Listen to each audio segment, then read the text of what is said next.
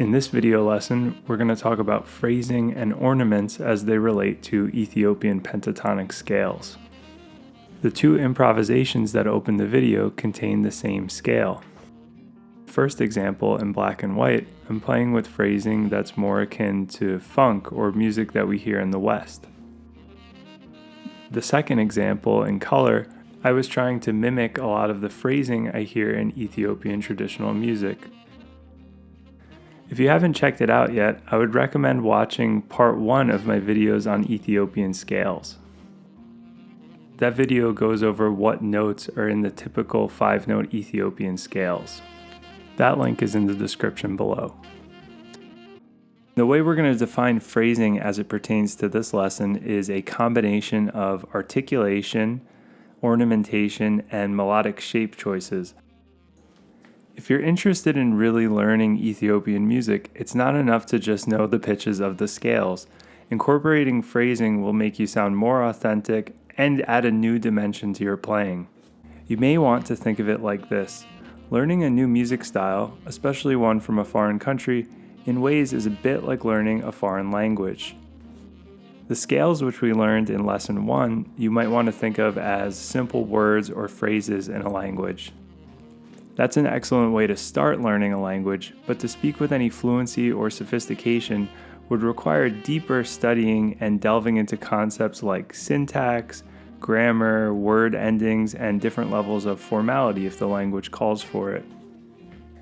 And that's sort of what we're going to be doing with phrasing today. We're going to take a little bit more of a microscope look at playing these scales and try to play in a way that's more authentic to Ethiopian music.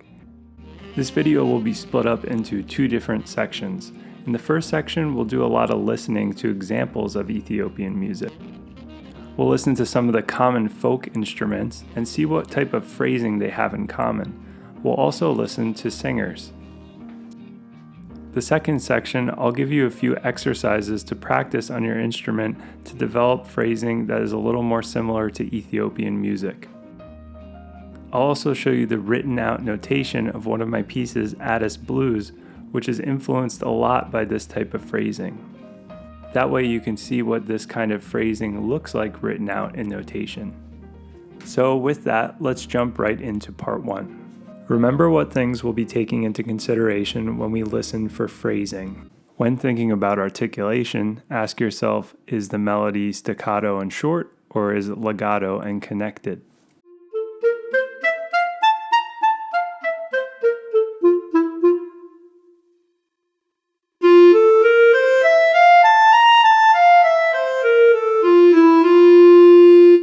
Is there a use of ornamentation, quick melodic decorations around notes in the scale, things like grace notes, trills, and turns?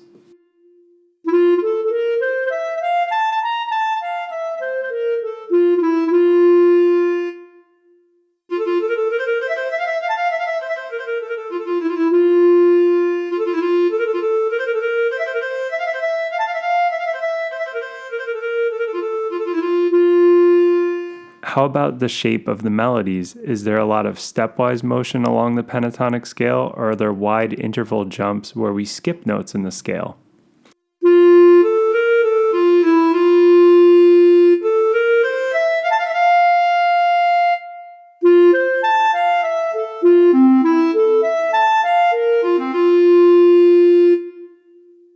Let's first listen to the masinko, which is a 1-string bowed instrument.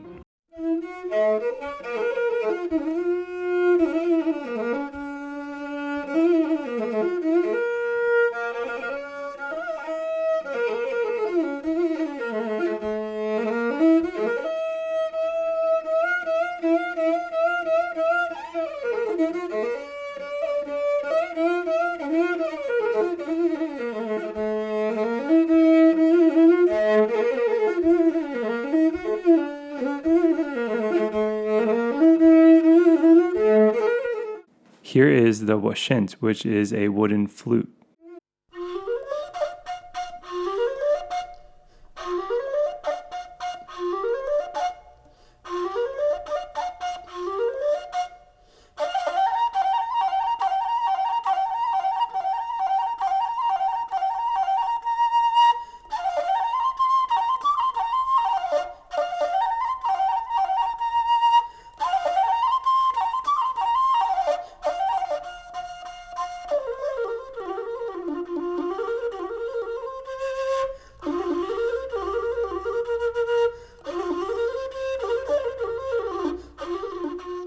And lastly, let's listen to a familiar instrument, the saxophone.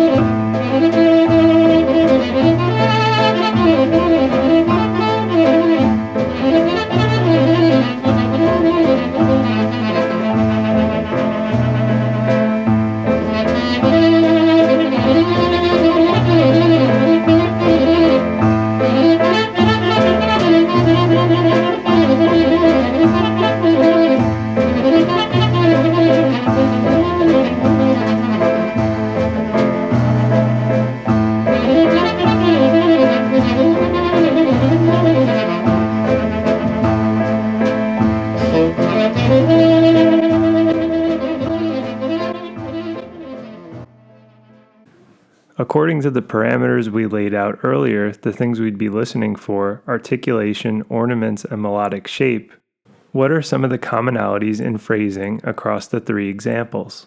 To me, all three used legato phrasing, quite a deal of ornaments, turn phrases, and grace notes, and generally it followed a stepwise motion along the scale when improvising. Let's now listen to a vocal example and see if we can detect the same patterns in phrasing.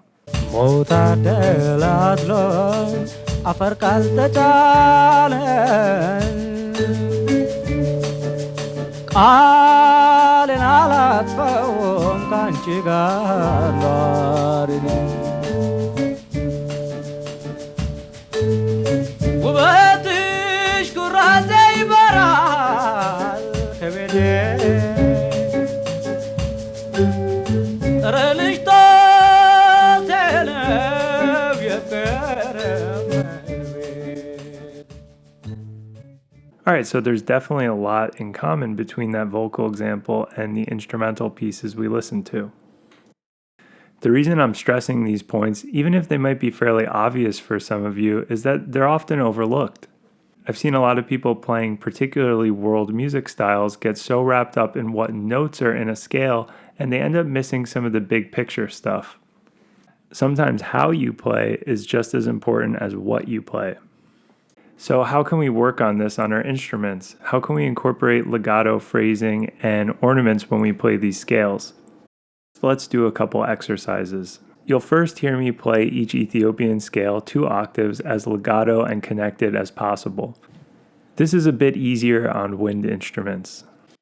You'll then hear me play an exercise to practice ornaments along the scale. This is an ornament I've found is really common in Ethiopian improvisation. It might sound familiar from the examples we listened to earlier. I then include a slower version in case you're having trouble learning it.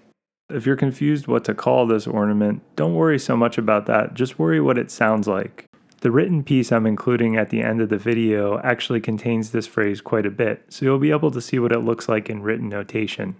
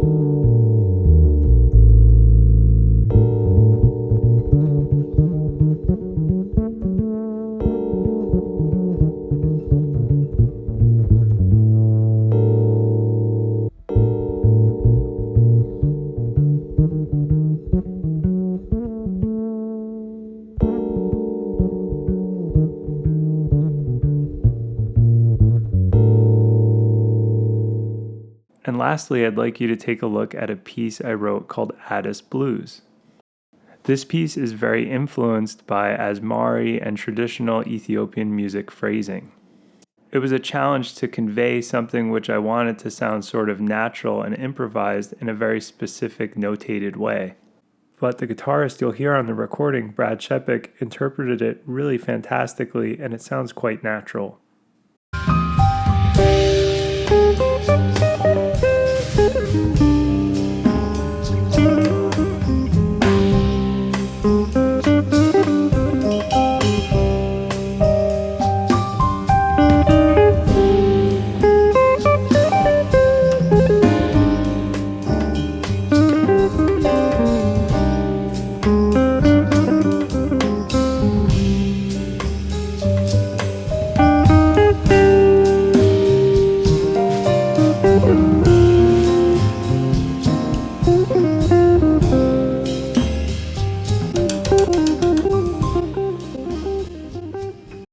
If you're interested in getting the full sheet music for this piece, please click the description below for a free PDF of this lesson.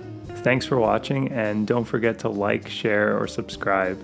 And stay tuned for part 3 in the series on Ethiopian scales. I'll be covering how to use them in jazz improvising.